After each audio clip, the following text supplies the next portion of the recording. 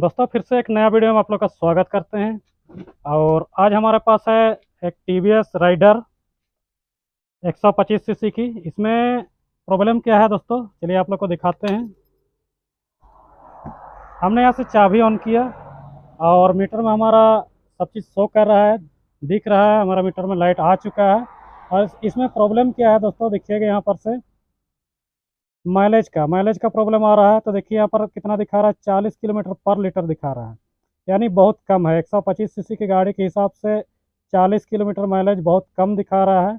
ये लगभग लगभग आपका 55 या 60 किलोमीटर तक का माइलेज आना चाहिए, लेकिन इसमें बहुत कम माइलेज दिखा रहा है, 40 का माइलेज दिखा रहा है।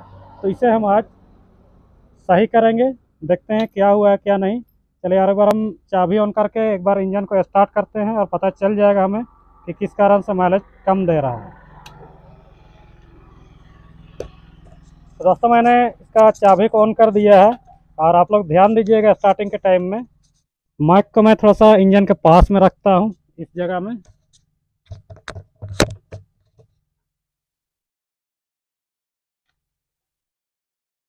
अब हम गाड़ी को स्टार्ट करते हैं।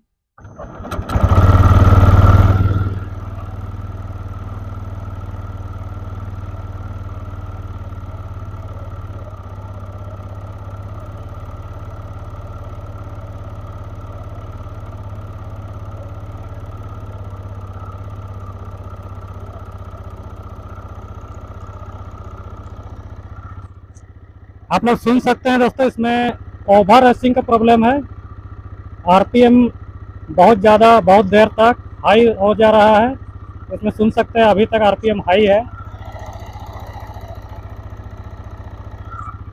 तो स्टार्टिंग की शुरुआत में आरपीएम हाई रहता है, क्योंकि इसमें ऑटो चौक सिस्टम दिया हुआ है। यहाँ पर देखिएगा, जितना भी BS6 की गाड़ियाँ होती है, जब हम शुरू में स्टार्ट करते हैं तो होता क्या है कि ऑटो चौक अपने आप खुल जाता है और शुरुआत में थोड़ा सा इंजन का जो आरपीएम होता है बढ़ जाता है।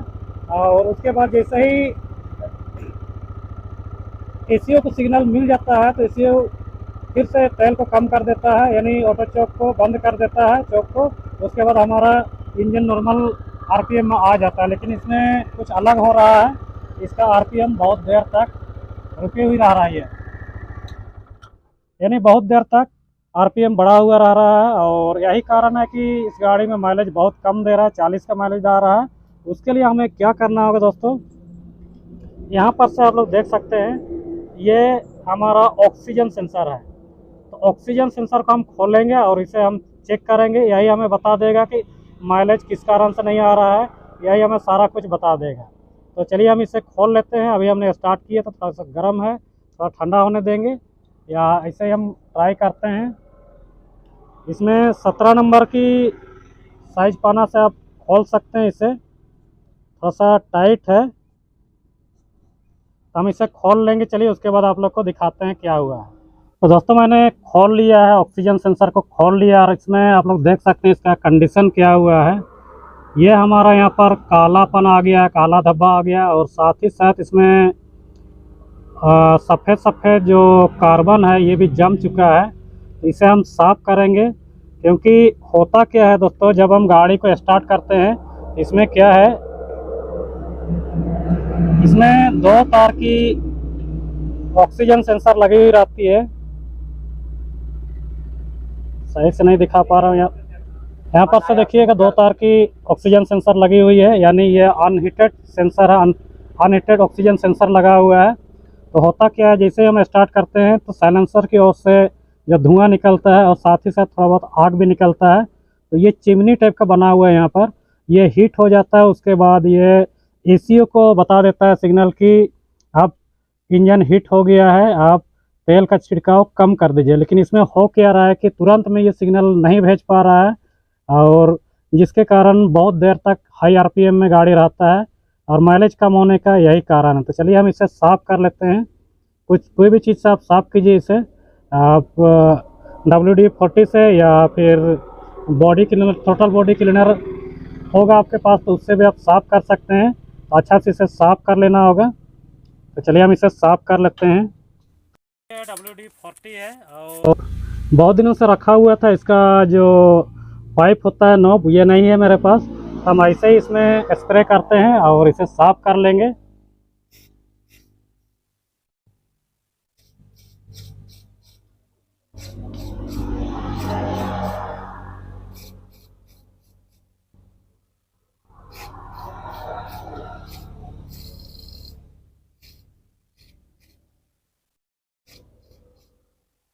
थोड़ा देर ऐसे ही हम रहने देंगे। उसके बाद इसे हम कपड़ा से अच्छा से पोंछ देंगे। जितना भी रस्ट वगैरह है, देखिए यहाँ पर सफ़ेद सफ़ेद जो धब्बा आ गया था, कार्बन आ गया था, ये हमारा साफ हो चुका है। तो हम इसे और अच्छा से साफ करेंगे। कपड़ा से अच्छा से पोंछ के हम इसे साफ करेंगे और सूखने देंगे।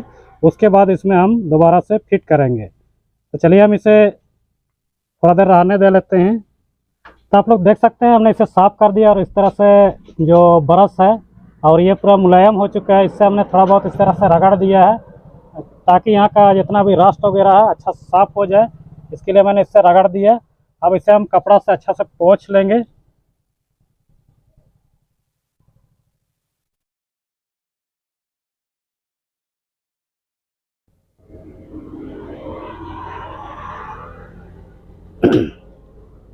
इस तरह से पोंछने के बाद हम इसमें फिर से वापस लगा देंगे और हम चेक करेंगे गाड़ी को चला के कि क्या इसमें हमारा माइलेज बढ़ता है या नहीं बढ़ता है। इसे हम चेक करेंगे और ध्यान से लगाएं। कभी भी आप खोलते हैं तो खोलने टाइम भी बहुत ज़्यादा ध्यान देना होता है और लगाने के टाइम भी बहुत ज़्यादा ध्यान देना होता है, क्योंकि ये अगर टूट जाएगा तो फिर बहुत मुश्किल हो जाएगा, क्योंकि जल्दी मिलता भी नहीं है और बेकार में आपका चार्ज भी बढ़ जाएगा इसमें। हम इसे अच्छा से टाइट कर लेंगे आराम से। और दोस्तों एक चीज़ मैं आप लोग को बताना चाहूँगा इसके बारे में कि जब कभी भी आप सर्विसिंग करवाएंगे इस तरह का गाड़ी, अगर आपके पास में BS6 की जो गाड़ी होती है या BS7 की गाड़ी है जिसमें ऑक्सीजन सेंसर लगा हुआ रहता है, तो कंपनी के बोलने के अनुसार आप इसे हर सर्विसिंग में चेक करवाइए। जिस तरह से कि हम इसका प्लग को चेक करते हैं, हर सर्विसिंग में प्लग को चेक किया जाता है, उसी तरह से इसे भी हर सर्विसिंग में चेक करना बहुत ज़रूरी है। तो चलिए हमने टाइट कर दिया है। अब सारा चीज़ को फिट कर लेंगे। उससे पहले हम प्लग को भी चेक करेंगे थोड़ा सा और प्लग भी हम साफ़ करेंगे। तो चलिए हम प्लग भी खोल लेंगे और इसे भी हम साफ़ कर लेंगे और उसके बाद दोबारा से हम सब चीज़ को फिट करेंगे और चला के देखेंगे हमारा माइलेज बढ़ता है या नहीं। तो हमने यहाँ से प्लग को खोला हुआ है और प्लग का कंडीशन आप लोग देख सकते हैं किस तरह से हो गया है। लगभग लगभग प्लग सही है, लेकिन फिर भी यहाँ पर काला धब्बा आ जा रहा है। तो हमको लगता है ये प्लग बहुत दिन से चेंज किया हुआ नहीं है, तो इसे हम प्लग को दूसरा लगाएंगे, क्योंकि इसका गैप भी देखेंगे तो बहुत ज़्यादा बढ़ गया है। इसमें हम दूसरा प्लग को लगाएंगे, सेम बॉस का ही हम लगाएंगे ओरिजिनल प्लग, और हम टेस्ट ड्राइव करके देखेंगे। तो यहाँ पर से देखिएगा बॉस R6 सेम यही लगा हुआ था, इसमें भी देख सकते हैं ये ओरिजिनल प्लग है। अब हम इसे लगाएंगे और इसका गैप को देखिए क्या अंतर है। इसमें जो गैप आ रहा है इसे देखिए आप लोग, और इसका जो गैप है इसे देख लीजिएगा, बहुत अंतर है दोस्तों, बहुत ज़्यादा अंतर है। तो चलिए हम इसमें नया प्लग लगाएंगे और हम गाड़ी को स्टार्ट करके चला के देखेंगे।